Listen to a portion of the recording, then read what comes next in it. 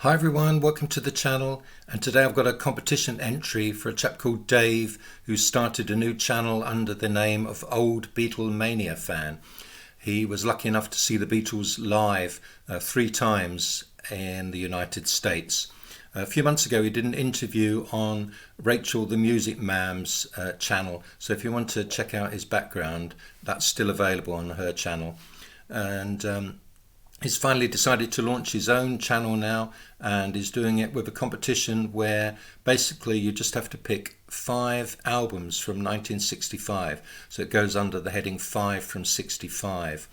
And I went through my collection at random to pick the records, and it's not as easy as you think because it wasn't really a vintage year for albums.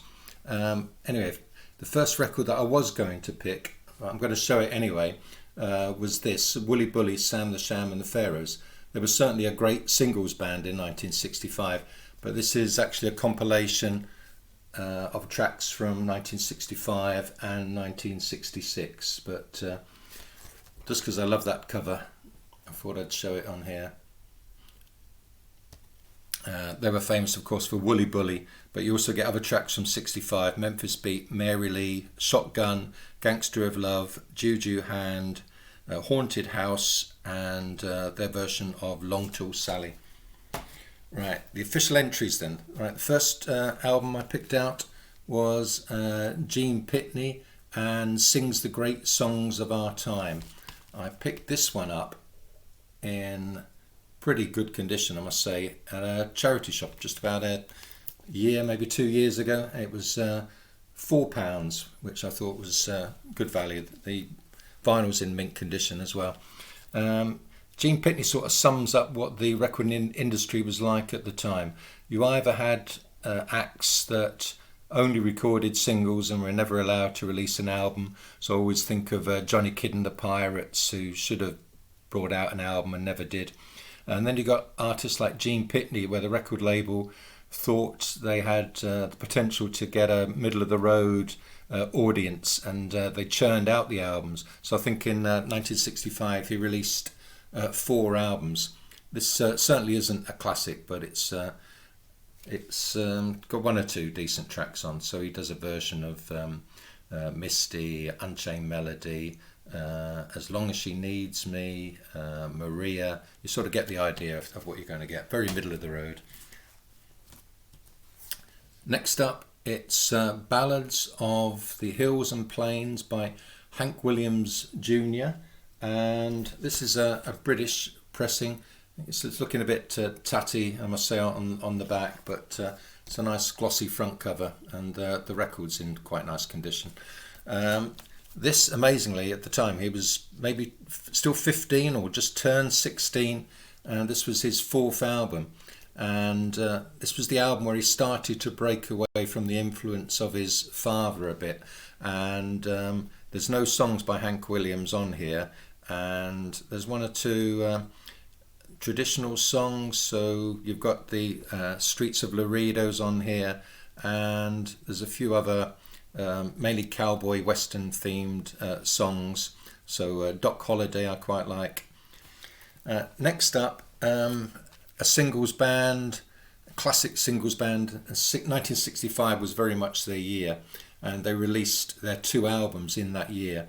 The second album, which is the one you'd expect me to show, was called 65, but I have actually shown that before on my channel, where I did a mini review of it.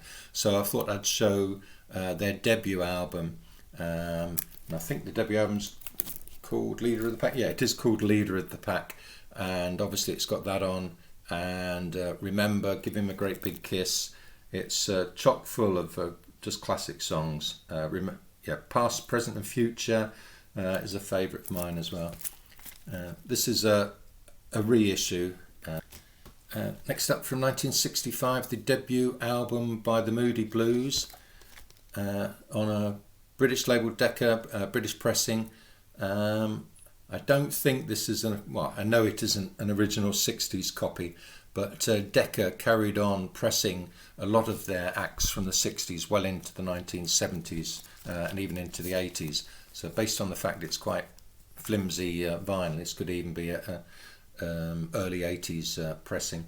And obviously at that time Denny Laine was the main singer, so you get them doing a lot of American soul type songs, but on side 2 they do contribute some original songs. So you get Let Me Go by Denny Laine and Mike Pinder, and also Stop by Laine and Pinder, Thank You Baby, and that's another Denny Laine, Mike Pinder song, and what else? And True Story, that's Denny Laine, Mike Pinder.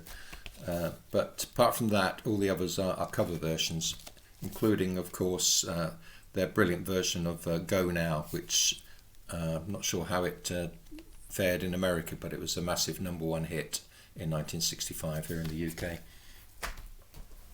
And to end with the Byrds, Mr. Tambourine Man, and their debut album, of course. This is a slightly battered original pressing as well, but it's a much loved record by me. What's interesting as well is that record labels were still getting used to the idea of rock bands wanting to play instruments on their own records. So certainly on Mr. Tambourine Man, I think Jim McGuinn is the only one that plays on it, and he plays obviously a bit of the 12-string guitar. I'm not sure about the rest of the tracks, but I suspect a lot of it was produced by session musicians. Anyway, and start of a fantastic career, brilliant band. And that's my entries for the competition, and good luck to Dave with your channel. Look forward to seeing how you progress over the months to come. So take care everyone, and I will be back again soon.